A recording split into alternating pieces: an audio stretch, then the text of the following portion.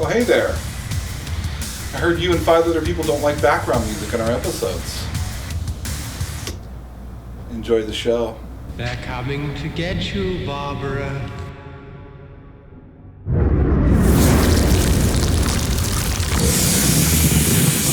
It has been established that the unburied dead are coming back to life.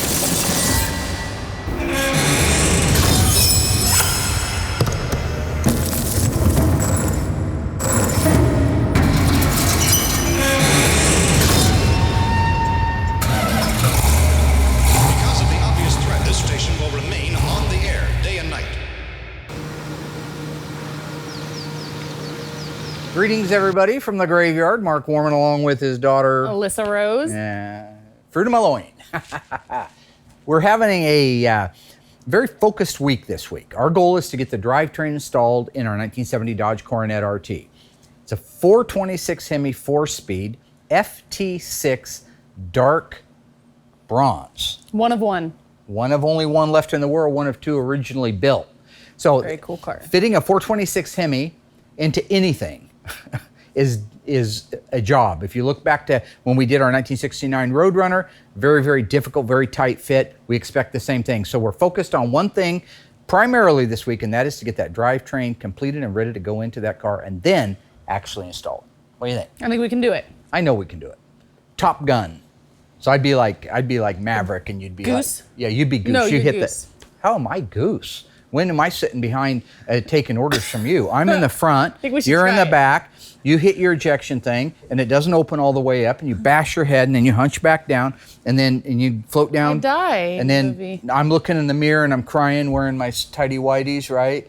And then Viper comes by and tells me that I got to find it again, I guess, my confidence. How about nobody's goose? Well, if anybody's Goose, you're Goose. Okay, I get to die. Cool. So, great balls of fire.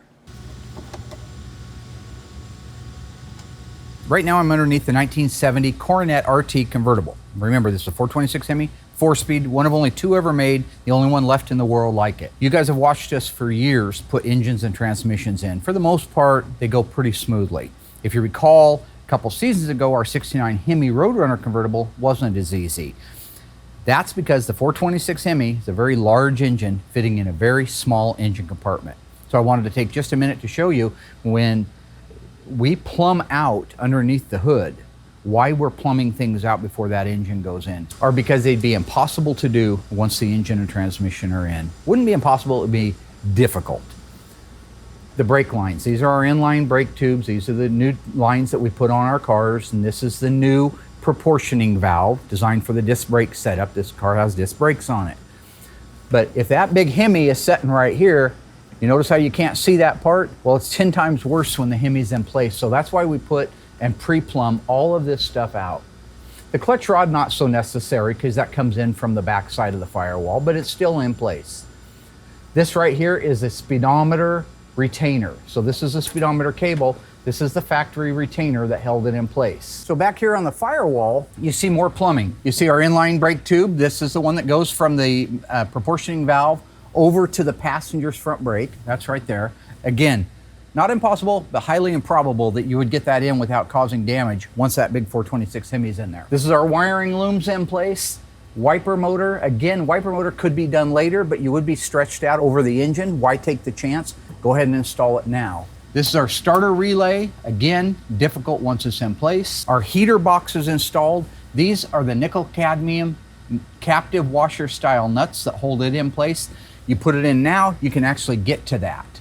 You can get to your accelerator pedal bolts right here.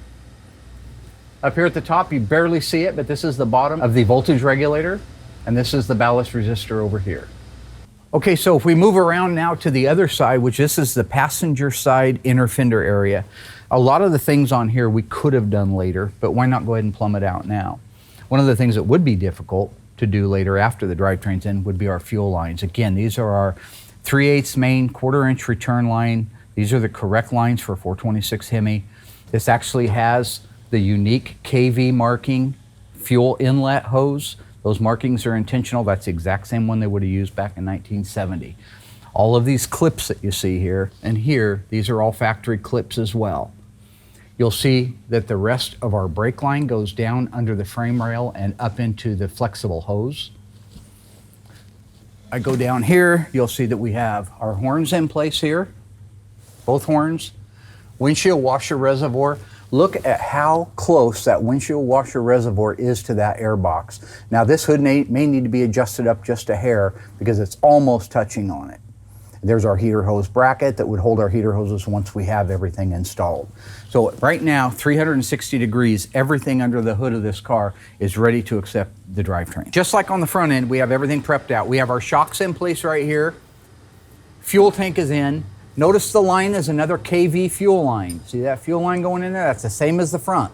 That's the standard. That's what they use at the assembly line. If you look carefully, you'll see the matting between the tank and the actual body itself. Here's vapor return lines. You'll see the quick squeeze clamp styles. This is all OEM replica of the original. Another thing to notice is the gray primer. On this particular car, it was not an undercoat car. Now, a lot of times people just choose to put undercoating on their car because it's a sound deadener and it helps resist chips on the bottom. When you're dealing with a 7-figure car, a $1 million+ car, the only one left in the world like it, you want it to look exactly the way it did when it left the assembly line. So when it left the assembly line, the first thing it got dipped into a rust proofing. That rust proofing was this color. It came out of the rust proofing tank, went over to the paint shop, and that is why you see overspray on these frame rails. This is normal. This overspray right here is exactly the way it should be. They didn't intentionally paint the bottom of the car, they just left the dipping there. And this blow-by that you see, that duplicates the original factory look. Okay, so are you guys almost ready? Yes. Everything's close? Okay. Yep. All right, last thing to show real quick here. Pinion snubber reinforcement right here. This is part of being a Hemi car. All Hemi cars got this pinion reinforcement, not this plate. This plate came from the factory on all of them. But on a 426 Hemi, you got that pinion snubber plate. That's how you can tell because it's welded in all terribly like that. That's more verified proof that that's a real Hemi car. There's 2 other spots on it that make you know that this is a Hemi and or a convertible. One is these reinforcement plates right here that the studs go through. You notice that there's a reinforcement on there. That's very 426 Hemi, convertible, and 440 in 1970. Then you come around to this side, and this piece right here, this big opening piece, this is the extra torque box or subframe connector that makes it a 426 Hemi. Okay, and then this last subframe connector right here, this is convertible and Hemi only. This solid plate that you see all horridly welded here, that is proper for this particular car, being 1, it's a convertible, and 2, it's a Hemi. If it was a hard top and it wasn't a convertible, it would still get that plate to reinforce these subframes. It connects this frame rail to the leaf spring shackle mount. All right, with that, gentlemen, ladies and gentlemen, are you guys ready? All right, let's move that bad boy in.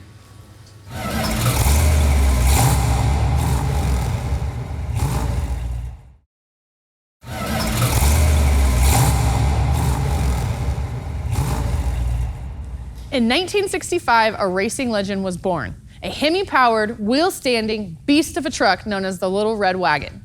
Created from the Dodge A100 truck, this monster of a race truck was owned and driven by Bill Maverick Golden, a man even more famous than the truck he drove.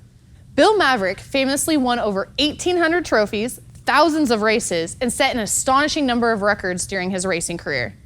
It wasn't until Frank Wiley, which was Chrysler's chief of public relations at that time, took Maverick to the shop of Dick Branster that they had a match made in heaven. And by the way, as a side note, it happened to be the same shop that had built Roger and Linda Mood's Color Me Gone racer, so that's pretty cool. Chrysler's A100, which is a cab over engine style of truck, hadn't been selling as well as their D100, which is a cab behind engine style. In the 60s, the best promotion a car could get was to win races or do something everyone would be talking about. So Chrysler decided to do both and had Branster's shop engineer a custom A100 with a bigger engine in the bed of the truck. Chrysler also changed the engine of the custom truck to the enormous 426 Hemi and removed anything in the car that would add weight. That included the front bumper, the heater, the spare tire, the dash panel, and even the body sealer were all removed, which is just crazy. They even switched out the stock doors for fiberglass. What they ended up with was a back-heavy truck that as soon as the supercharged engine was given some gas, would have a tendency to wheel stand and tear down the track like a bat out of hell. Sounds pretty cool to me. Bill Golden was in love. He went from winning races to winning hearts and minds in what has become one of the most famous Dodge trucks ever built. So famous, in fact, that in 2009, Sotheby's auctioned off one of the last surviving Bill Golden Little Red Wagons for $550,000. Yeah. I mean, I don't know. I don't like the rock, but I'm digging Steve Buscemi. Hello? Hey, Mark, what's up, buddy? The music's too low? Yeah, sure, I can fix that. No problem. All right, thanks.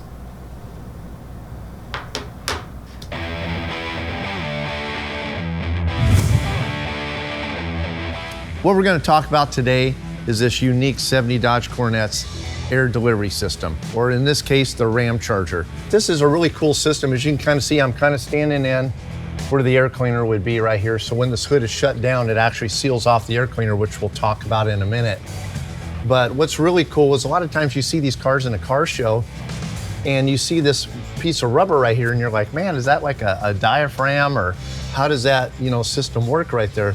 Well, what that's intended for is when this thing is shut down, it is so tight in this engine bay that that is actually a relief area for our master cylinder. So when that hood shuts down, that little recessed area right there goes right over the top of the master cylinder. And that's how tight this thing closes. You can see these holes. If I put my hand inside of our air system, you can see my hands right there. So right now, it's actually in the closed position. There's a cable inside the car that mounts up underneath the dash that says Carb Air. And when you close it, it shuts off the scoops, in a sense, to force the air in, and it uses all the air inside of the engine compartment coming off the fan.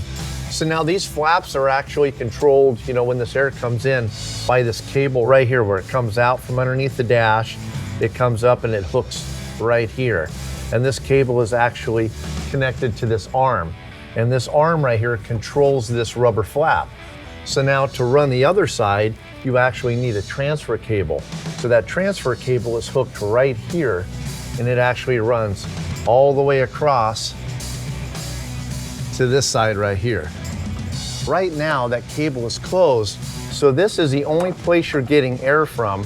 Whenever you were to pull that cable and open up your Ram air system, it would close these, and these rubber flaps would be flush with this, allowing all that air to come in from those scoops and just shove directly right into that air cleaner, forcing all that nice cold air right into those two 4-barrel carburetors and just giving you more horsepower. It's amazing how, the engineers figured out this air grabber system. It's super cool looking. Whenever you pop the hood and you see that Hemi orange painted Ram Charger air system in there, it just looks mean. But a lot of engineering went into this. What we're going to do now is I'm actually going to shut the hood and have you come inside here and see just how these engineers figured out how to make all this fit underneath of here with this unique Hemi engine. I'm going to shut this baby down like that. And then what we're going to do is I'm going to raise the car up. We'll check it out. All right, so here we are underneath of here. As you can see, what we'll start with is a master cylinder here. It's amazing how tight this is. Here's that little rubber diaphragm we were talking about, and you can see how it fits right over the top of that master cylinder, allowing that extra clearance needed for this air box. Look at the shape all around the brake booster here, how tight all that is underneath of there. Here's your arm for your flapper door in the closed position. So in a sense, when it's open, it's going to swing down this way. It's going to be about right here. So all this went into consideration. I mean, it's clearing your hood spring. You can kind of see underneath it here how tight that is. Everything is just manufactured to perfection to fit up underneath of this thing. Super, super close. If we flip on over to the other side, we can see right here how tight our washer fluid or reservoir bottle is.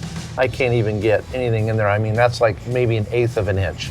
It's sitting there right on the top of the cap. You can see our hood spring here, how tight this is. I can't even really get my finger in there until I get to like right here. Then it'll fit. Just super tight in there. Come around this way right here. You can see our cable. If I flip this up, how that runs up two of our transfer arms for our air box that opens up those flaps. Voltage regulator. You can see how tight that air cleaner is going to fit in there. We get over here, you can see how tight that windshield wiper motor is right up underneath of that air cleaner. So, and that, my friends, is why engineers work in the automotive industry, is for amazing products like this.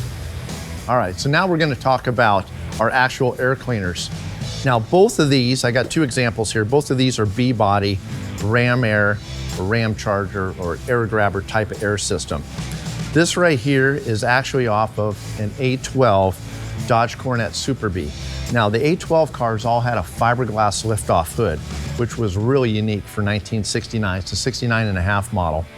Now, as you can see on this air grabber system, this here has foam rubber. You can see it's squishy all the way around the edge of this air cleaner. When that hood shuts down on this car, or in this case, it doesn't shut down, you set it down on there and pin it on all four corners. This seal right here seals around that hole or that scoop that's underneath of there, and that's what's going to force all that air, that cold air from outside, right into that air filter element. Now, in our 70 Dodge Coronet situation with the ram charger, the seal is actually on the air box, which we talked about. That rubber seal is actually going to go right around this edge of the base right here. So once that's sealed, you got your two scoops right here. All that air is being forced into that air box and just shoved right into the carburetors on this air cleaner. All right, so here's our air cleaner right here, and that thing is gonna be sitting like somewhere in this vicinity on that engine. But when that hood shuts down, that's gonna go right up in there like that. Boop, seal that baby off. So this gives you a great visual appearance. Imagine right here's our two carburetors, right? Right there. All that air being forced in there. This is sealed all the way around our air cleaner. All that air is just getting shoved right down into those carburetors. So really a unique system. And that right there, that says it all. Yes, this has a Hemi. That's cool.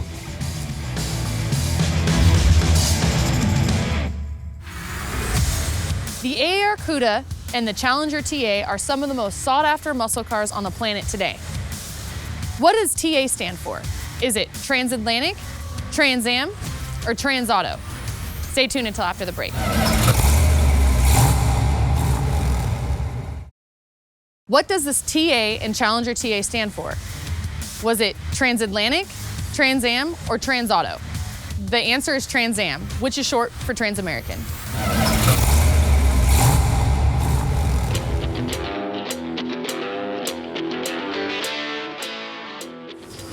I'm gonna get that done here. Okay, very nice, okay. If you will go to the back, I think, like that, and then let's try to go forward. Go up a little bit, Doug, and hang on here. I'm gonna lower the car just a hair. Put your fingers, Alyssa. How'd you do What over the there? hell? I'm all lined up. You're all lined up. There's that.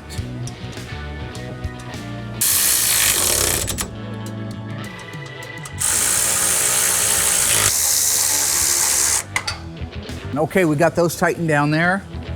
Let's raise it up. I'm gonna lower the car down. Looking good. Going smooth so far, almost out of the woods here. Okay, watch your head. Going up.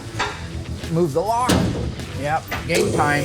Oh gosh, this makes me nervous. Yeah. Good. Right there. Pretty darn close.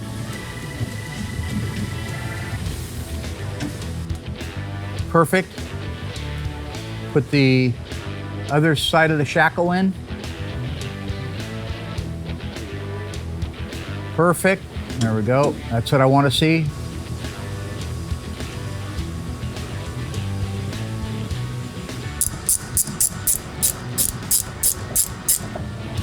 Seriously? Oh no, it's Got it. got it. Okay.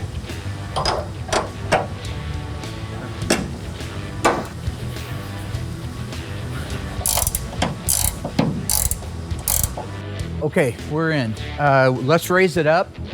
Doug, grab the pogo stick. I'll raise the car up so we can work on it and get the shocks on. After that, we can move to the front.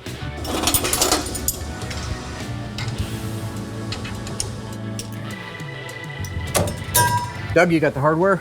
Go ahead.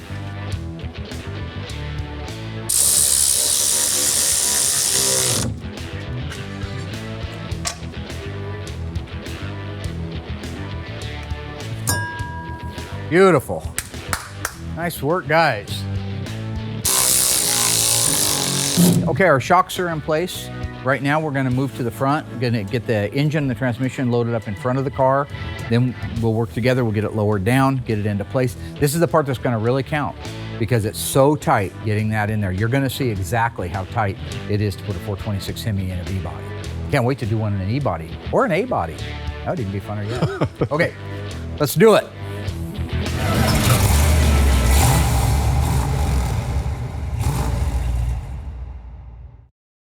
So we're doing great on our job, our tasks. Tell you who isn't doing so great is Mr. Will Scott. What was that commercial, Will? Serve no wine until it's time. We will paint no car before it's time.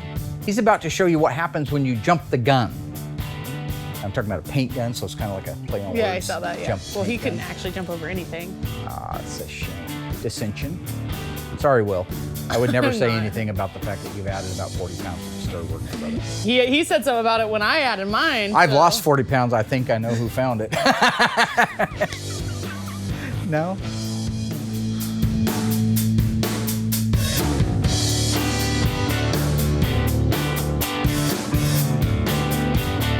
Right now behind me is our 1972 Duster. We got the pre-paint done, and as you can see, we had some issues. The body man said he had it ready for paint. We just rolled it right in the booth. I painted it, which was my mistake for doing it. So here we are. We had to basically kind of start all over, start blocking it down. And all the different colorations is all of our highs and lows. So the car at the point it is right now is very straight. The style lines look great. Had to do a little body work to make sure these rockers look nicer. But overall, the car is all blocked down, ready to go in the booth. I'm gonna have her mask it up, and then we'll start laying some primer on it. So right here, when we got it blocked out, you can see there was a low spot here. It was high here and high here, and how you can tell that is the fact that that's where the paint's gone and this paint stayed here. So as she blocked it down, doing the nice crosshatch, it kind of just reveals where the problems are. You know, this was a low spot, but she brought this 2 high spots down to where it just makes it nice and perfectly straight now. And that's kind of the same thing we got going on right through here. You know, this was a low spot here. Everywhere you see these, most of the time they're just the high spots. So she blocks it down and kind of takes what looked like a ding or a dent or just a wobble and just blocks it to that right at that perfect point where it just makes it nice and flat and makes it a lot bigger, so it makes it go away completely. When you're blocking this down, a lot of times when the car's primered, you use the guide coat for your cross hatching, and that'll tell you right away what you're working with here. In this case, it happened to be the paint. So unfortunately now, have to go back, primer a few spots, but we'll be good to go and we'll be painting it next week without a problem. And this car is gonna be done in a base coat, clear coat, in tawny gold. We're almost there. Got to touch up a few little things real quick, put it in the booth, prime it, get it out. Next week, we'll sand it down and we'll be good to go. When these cars are on the whirly, they do sag a little bit. So you got to always make sure that before the car goes on, you've got your gaps dialed in. And you have to actually really trust what you're looking at. Because even with this, if you look right here, you'll see that the gap gets a little tight in certain areas, but you have to be confident that what you've looked at already. So I know that once I'm done painting this car and we get it to Dave and it goes on the bin pack, it doesn't sag anymore. And then everything will look great all the way around.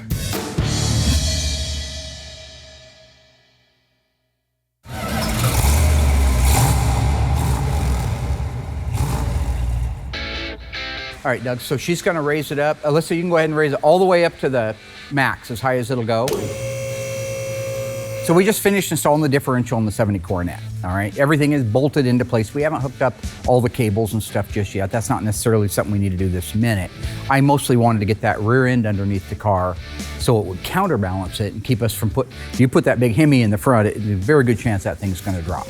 It's the first Hemi installed? Yes. 426 cubic inch bad boy. Uh-huh. So I've been working with my wonderful cousin Doug, or cousin Dougie, or cousin Duct Tape, or Twilight Zone, whatever you want to call him, and my daughter Alyssa, who is really doing a great job these days, as you all notice watching at home. She's doing phenomenal.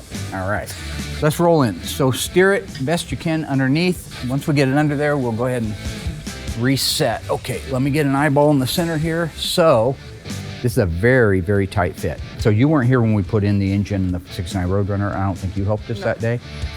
There's no room. It's micro tight.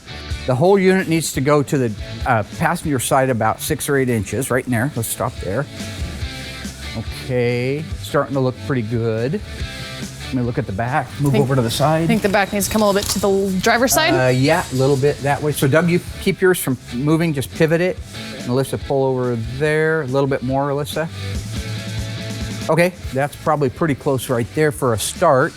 Makes me a little bit nervous to work on because it's one of 2. It's a very rare car. And the only one left on the planet. Yeah, so basically one of 1. I also helped Will do all of the prep work before the pre-paint on this car. So it's really exciting to actually go through the shop with it, but there's no room for error. I bet you didn't have a laser. I think we need to, yeah, we should get us a laser. Shoot through that hole. Why don't we have a That'd laser? be really nice. It's probably not terribly far, but probably 2 inches forward and 2 inches that way. So let's go forward just a little bit. Just kind of jerk it like that, okay? And then Doug's way. Okay. I think that's we're trying there, and that's we're trying there. Okay. You guys guide it, all right? And I'm going to run this because this is really crucial if you get within 1 millimeter and you do something crazy. Well, we're not ready for those yet, honey. Oh, when you, We got to get it really close and ready to line up okay. first. I'm too eager, I guess. Yeah, I don't know what we're yeah, waiting, yeah. what we're ready for just then. Watch everything. Usually you have to shift it to one side and then back over to the other to clear. Whatever way, Doug, you're the eyes man. Okay, let's check this out. Okay. Oh boy, yeah. Pretty close, huh? Yeah, pretty close. Shift it your way half. It's going to be a real problem when we hit that steering gear. That's usually the problem. That's when you have to go that way. Okay. So we come down another 6 inches, but we got to go this way first. Shift it over that way. So shift it that way just a little bit. Okay, so we got to come down and then move it over. You want to take these off now? We probably can do that. God, Dougie and his tape. I don't understand the tape thing. What is with you and the crazy Duct tape? That's where we get the name from. Everything he tapes is like it's going to go to the moon and back, and it has to survive going through that. What is it? What happens? What is that? The heat atmosphere? thing that kills everybody? You know? Ozone, right? No, the re-entry. Okay. Oh, I can't do it. Can we try going down a little more? Yeah. What's wrong over there? We're just getting the shock out of the way. Can you pull it towards you so it's out I of the haven't way? done this for 100 years, so it takes me a little longer sometimes. Sorry. You're doing fine, Alyssa. Appreciate your help, honey. Okay, this side's gonna clear. Okay, so I'm going to try lowering the car a little more. You clear over there, Alyssa? Yeah, it's tight. Hold on, Mark. Hold on. Look right. Nope, repension. In 1970, you could order almost any Mopar muscle car from the factory in FM3 pink. True or false? If you ordered a Dodge muscle car in FM3 pink, the color would be called Moulin Rouge. If you think you know the answer, stay tuned until after the break.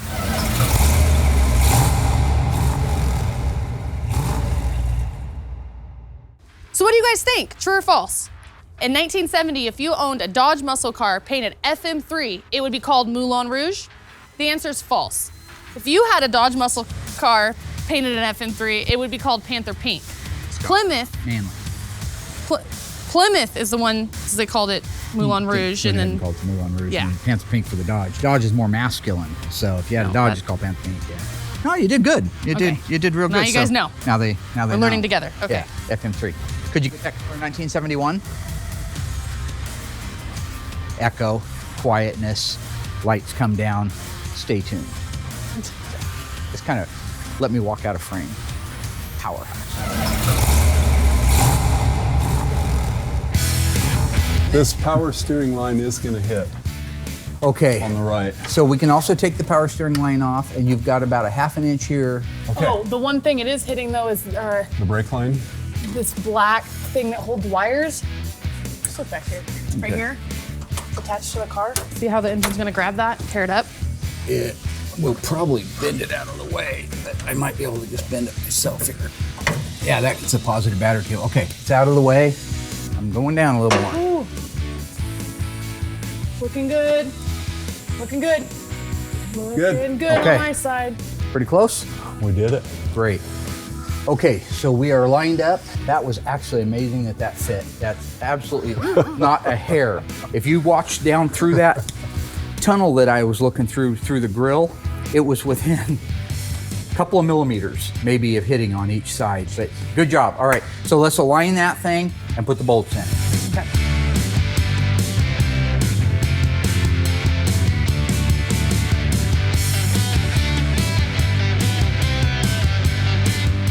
Okay, if we just pin a couple of bolts on the outer ones, just stick them in there to hang it in place, and we can raise it up and put everything together. So, looks like you need to go straight up. Yeah. Okay, go ahead. Beautiful. Check. Okay. Under short. You got one? got Okay, one. I guess we're close. We're at a point now where we can go ahead and raise it up, and then we'll actually get the bolts in the correct direction and bolt it down, tighten down. So go ahead and raise it up, Alyssa. Okay, stop. Be careful, Dad. Okay. Nothing. All right, up we go. Okay. Not too bad so far. How high would you like it? Keep going, keep going. And you can lock it in place right there. Perfect. Okay.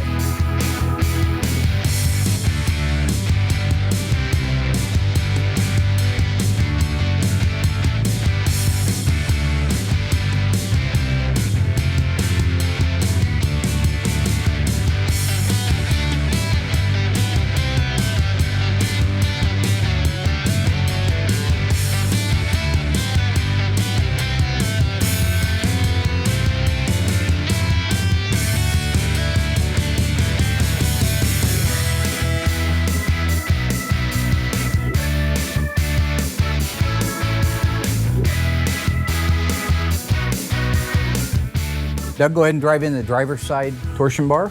And Alyssa, I want you to watch at the front that it's lined up with the hexagon. I guess that's what that is. Doug, go ahead and put that forward. Oh, yeah, there we go, just like that. Okay, move your hands out of the way so I can see some. Okay, Doug, I think that looks pretty lined up to me. So if you want to drive that in.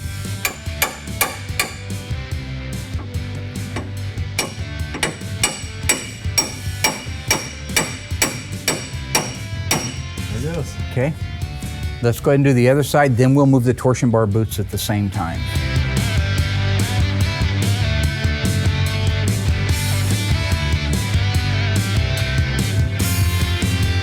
Beautiful, beautiful, beautiful.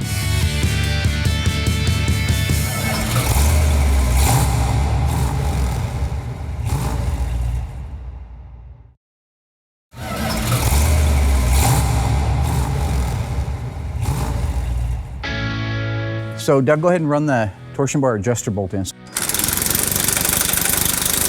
it, right? Let me have a look. Oh, that's really close. Usually if you look side across this plane and this plane, and you can just see the whole head of the bolt, that's about the right adjustment. Now we may have to make a final one once we lower it down, but that's a pretty good starting point.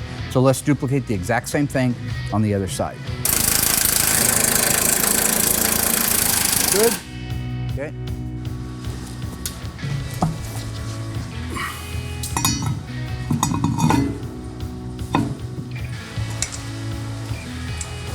Remember when I broke Andy's wrist? Uh-huh. That's funny. So our buddy Andy Crandall. Hey, George, I see you at home there. Andy, one time, these two guys, they couldn't stand the fact that my 70 Charger had burned the rear tires off. Didn't matter what tires it was, didn't matter what gear ratio it would just light the tires up all the way over the Glenwood Bridge. I could smoke them. So they said, well, it's because your rear tires are bald. Okay, well, that's fine. Let's put some better tires on there. So we go over to Andy's house. He's got a 71 Charger, just got the car. It was a used car, had BF Goodrich TA radials on it. Nice, big, fat, juicy meats. So we put those on my Charger, and I went out, and I power braked them till they almost popped. So Andy was screaming, crying because I ruined a brand new tire, right? 2 brand new tires. So we come back. He's so mad. He wants those tires off of my car and back on his Charger. So he jacks the car up, his Charger, to put the wheels back on it. and he's jacking along. He gets it up where he wants. He puts his hand in there. He puts the wheel on it, and the jack slips and falls right down and crushed his hand between the actual wheel and the car itself. So I went around. I was starting to panic. I was thinking, oh God, I wasn't cool like I am now. Now I just be cool back then. I go around. I get the bumper jack. He's screaming like a little girl. I'm jacking it up. I'm jacking it up. Okay, a little more. I can get it out. It slipped again. Right back down on his wrist. So anyway, to this day, he has arthritis in that wrist. So. No kidding. Yeah, lesson learned. Okay, Alyssa, let's do this thing.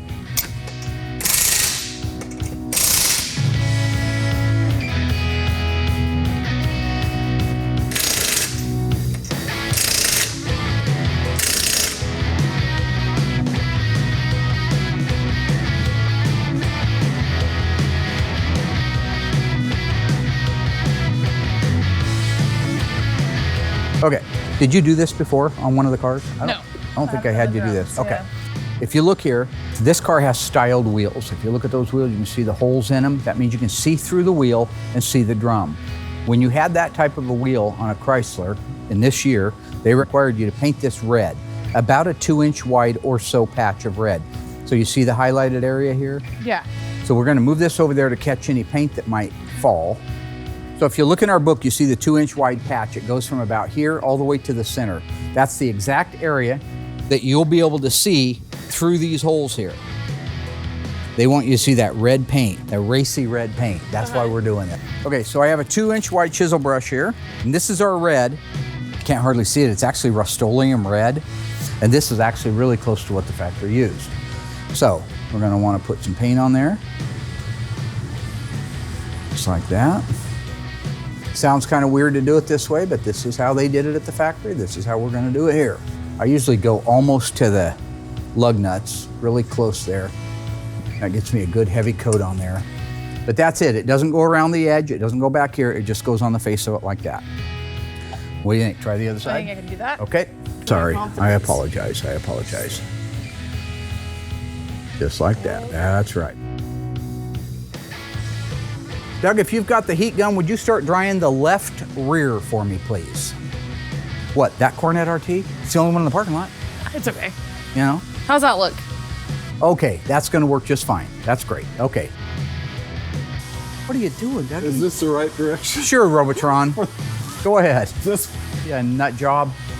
to the left or to the right?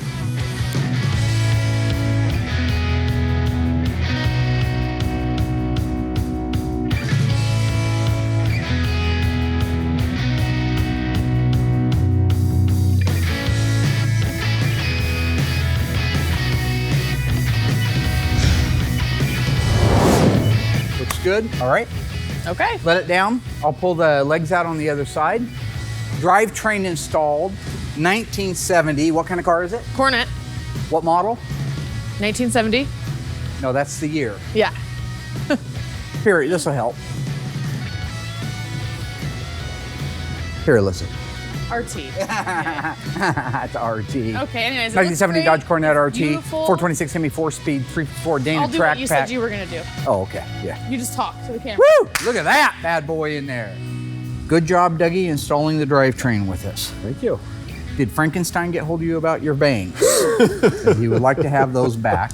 Alyssa, your hair looks great. Thanks. Good job helping out. Good job, guys. Anyway, we've got the drivetrain in it, so now we can move on to start assembling the car. This car is going to be done in no time at all. It's a beautiful car. Only got Remember, it's a 7-figure car. They built 2 of them in the entire world, and it's the only one left on the planet. So if somebody can top that, if you can come up with one of none, But, doesn't make any sense. no, right? it doesn't. Okay, so we're done. Rare car, good job. All right. Thanks, guys. Let's start rocking.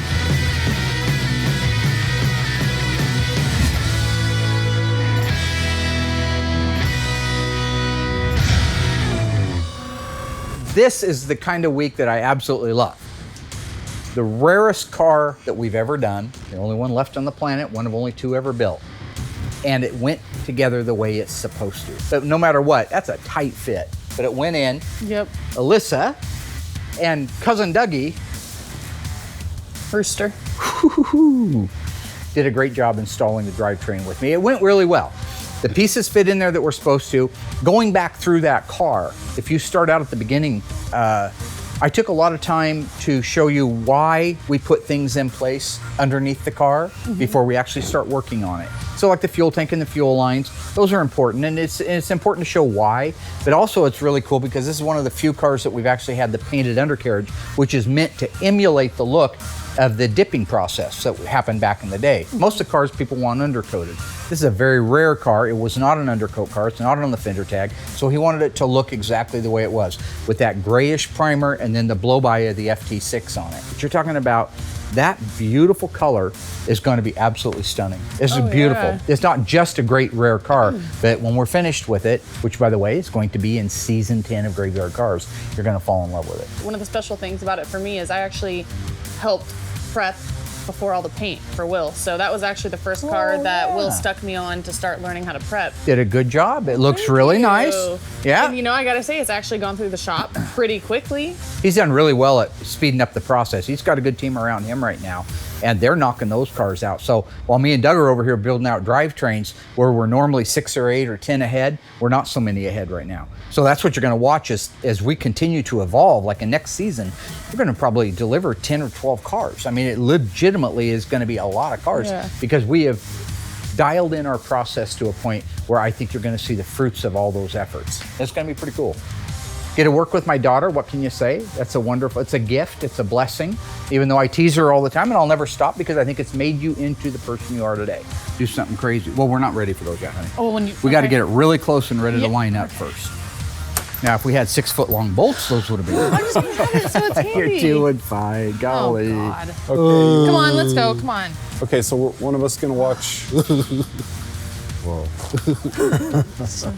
I've always Character building is what you used to say. Yeah, you beat them down till they can't hardly stand on their own, and then you build them up. And it's like steel. You take steel, you want it to get harder, you want it to be tough, get it red hot until it's just drooping and has no reason to live.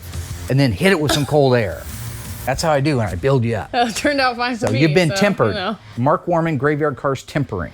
Anywho. Also, I actually did a little technical tip for everybody at home on our A100. Very good on that tip, by the way. That was very cool. informative. That vehicle is going to be the end of your father.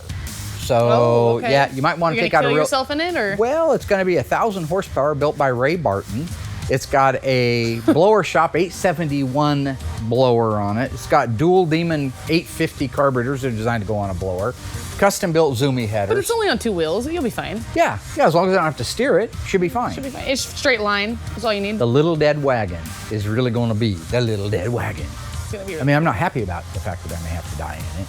Like that would Legacy. be the, to be honest, well, you want to go won't out be when much- you're on top. Look at all these other people, other celebrities, you know? It's actually, yeah. I'm going to hit the gate doing 98 saying, let them truckers roll 10-4. Okay. Because we got a great big convoy. Ain't You're she gonna a have to get beautiful Emma in sight? here if you want someone to dance Come and sing on and with. join our convoy. Hey, you want me to show you some moves? No. It's called the Backwoods Teapot. So, no thanks. I'm a little teapot, short and stout. That's true. Tip me over and pour me. So it's a backwards. That's the same exact thing. That wasn't. Thanks for watching, everybody. Sorry about That was everything. rubbish. Won't make it Oh, in. I'm rubbish? What about you? Well, your little dance was. Yeah, It was well. rubbish. Okay. You're putting on weight.